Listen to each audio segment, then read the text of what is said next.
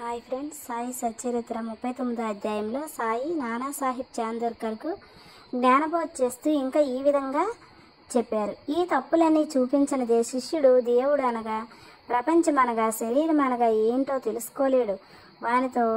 వానికి ఎట్టి సంబంధం కలదో, ఒకటి ఇంకొకటి కంటే వేరైనదా లేక రెండు ఒకటేనా అనే సంగతి గ్రహించజాలడు. ఈ సంగతులు బోధించడానికి వాని అజ్ఞానాన్ని నశింపచేయుటకు చెప్పునది జ్ఞానమా అజ్ఞానమా? జ్ఞానమూర్తి అయిన జీవునకు జ్ఞానోపదేశం చేయనేలా? ఉపదేశం అనున్నది వాని తప్పును వానికి చూపి వాని అజ్ఞానాన్ని నశింపచేయుటకే. బాబా ఇంకా ఎలా అన్నారు? ప్రణిపాతం అనగా శరణాగతి చేయుట, శరణాగతి అనగా తను మన ధనములను అర్పించుట. శ్రీకృష్ణుడు అర్జునుని ఇతర జ్ఞానులను ఆశ్రయించమని ఎందుకు చెప్పారు? సద్భక్తుడు సర్వము వాసుదేవమయముగా భావించును. భక్తుడు ఏ గురువునైనా శ్రీకృష్ణునిగానే భావిస్తాడు. గురువు శిష్యుని వాసుదేవుడిగాను, శ్రీకృష్ణుడు ఇద్దరిని తన ప్రాణము ఆత్మలుగాను భావించును. అటువంటి భక్తులు గురువులు గలరని శ్రీకృష్ణుడు తెలిసి ఉండటం వల్ల వారిని గూర్చి అర్జునునికి చెప్పారు. అట్టి వారి గొప్పతనం హెచ్చి అందరికీ తెలియవలెనని కృష్ణుడి ఇలా చెప్పాడు. ఇప్పుడు సమాధి మందిర నిర్మాణం ఎలా జరిగిందో తెలుసుకుందాం. బాబా తాను నిశ్చయించుకున్న పనుల గురించి ఎప్పుడూ మాట్లాడేవారు కాదు, ఏమీ సందడి చేసేవారు కాదు. సంగతి సందర్భాలను వాతావరణాన్ని మిక్కిలి యుక్తిగా ఏర్పరిచి తప్పనిసరి పరిస్థితులు కల్పించేవారు. అందుకు సమాధి మందిర నిర్మాణం ఒక ఉదాహరణం. నాగపూర్ కోటీశ్వరుడు శ్రీమాన్ బాపు సాహెబ్ బూటి షిరిడీలో సకుటుంబంగా ఉండేవాడు. అతనికి అక్కడ సొంత భవనం ఉండినా బాగుండని ఆలోచన కలిగింది. కొన్నాళ్ళ పిదప దీక్షిత్ వాడాలో నిద్రిస్తుండగా అతనికి ఒక దృశ్యం కనిపించింది. బాబా స్వప్నంలో కనిపించి ఒక వాడాను మందిరంతో సహా నిర్మించమని చెప్పారు. అక్కడ నిద్రిస్తున్న శ్యామకు కూడా అట్టి దృశ్యం కనిపించింది. బాపు సాహెబ్ లేచి శ్యామ ఏడ్చుచుండడు చూసి కారణం అడిగాడు. శ్యామ ఇలా చెప్పారు: బాబా నా దగ్గరకు వచ్చి ఒక మందిరంతో సహా వాడాన్ని నిర్మించుము, నేను అందరి కోరికలను నెరవేర్చెదను అన్నారు. బాబా ప్రేమ మధురమైన పలుకులు విని భావావేశమైన మైమరచితిని. నా గొంతుకు ఆర్చుకుని పోయింది, నా కండ్ల నుండి నీరు కారింది. నేను ఏడవటం మొదలుపెట్టాను. వారిద్దరి దివ్య స్వప్నములు ఒకటే అయినందులకు బాపు సాహెబ్ బూటి చాలా ఆశ్చర్యపడ్డాడు. ధనవంతుడు అగుడి చేతనైన వాడు అగుడి వల్ల అచ్చడ ఒక వాడా నిర్మించుటకు నిశ్చయించుకొని మాధవరావు దేశపాండే సహాయంతో ఒక ప్లాన్ గీశాడు. కాకాసాహెబ్ దీక్షిత్ దాన్ని ఆమోదించాడు.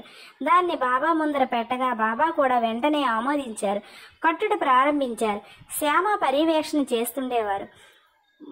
భూమి ఉపరిగృహము, భూగృహము, బావి పూర్తయ్యాయి. బాబా కూడా లెండీకి పోయేటప్పుడు తిరిగి వచ్చేటప్పుడు కొన్ని మార్పులను సూచిస్తూ సలహాలు ఇచ్చేవారు. మిగిలిన పని అంతా బాపు సాహెబ్ జోగును చూడమన్నారు.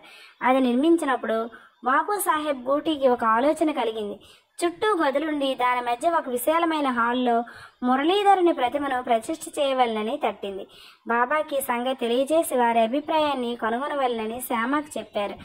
వాడా పక్క నుంచి బాబా పోతుండగా వారిని శ్యామ ఈ విషయం అడగ్గా బాబా దానికి సమ్మతించారు. దేవాలయం పూర్తి కాగానే నేనే అచ్చట నివసించడానికి వస్తాను అని వాడా వైపు చూస్తూ, వాడా పూర్తయిన పిమ్మట మనమే దాన్ని ఉపయోగించుకుందాం, మనమందరం అక్కడ ఉందాం, అందరము కలిసి మెలిసి ఆడుకుందాం, ఒకరినొకరు కౌగిలించుకొని సంతోషంగా ఉండవచ్చును అన్నారు. దేవస్థాన మధ్య మందిరం కట్టుటకు తగిన శుభ సమయమే అని శ్యామ అడగగా బాబా సమ్మతించడం వల్ల శ్యామ కొబ్బరికాయ తెచ్చి పగలగొట్టి పని ప్రారంభించారు. కొద్ది కాలంలో పని పూర్తయింది.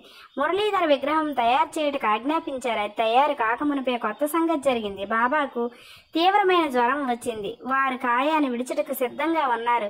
బాపు సాహెబ్ మిక్కిలి విచారగ్రస్తుడై నిరాశపడ్డాడు. బాబా సమాధి చెందినచో తన వాడ బాబా పాదాలచే పవిత్రం కాదని, తాను మదుపెట్టిన ₹1,00,000 వ్యర్థమవునని చింతించాడు. కానీ బాబా సమాధి చెందక ముందు నన్ను రాతివాడాలో ఉంచండి అన్నట్టి పలుకులు బాపు సాహెబ్కే కాక అందరికీ ఊరట కలిగించాయి. సకాలమున బాబా పవిత్ర శరీరమును మధ్య మందిరంలో పెట్టి సమాధి చేశారు.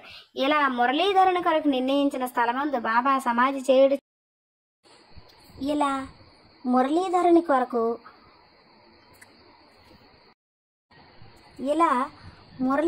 కొరకు నిర్ణయించిన స్థలమునందు బాబా సమాధి చేయుటచే బాబాయే మురళీధరుడని, బూటీవాడాయే సమాధి మందిరమని అర్థం గ్రహించాలి. వారి విచిత్ర జీవితం లోతును కనుగొన శక్యము కాదు. తాను కట్టించిన వాడాలో బాబా పవిత్ర శరీరం సమాధి ఒకటి వల్ల బాపూసాహెబ్ బూటీ మిగిలి ధన్యుడు, అదృష్టశాలి. 39వ అధ్యాయం ఇంతటితో సంపూర్ణమైంది. ఇక తర్వాత వీడియోలో 40వ అధ్యాయం గురించి మనం చెప్పుకుందాం. Thank you friends, keep watching.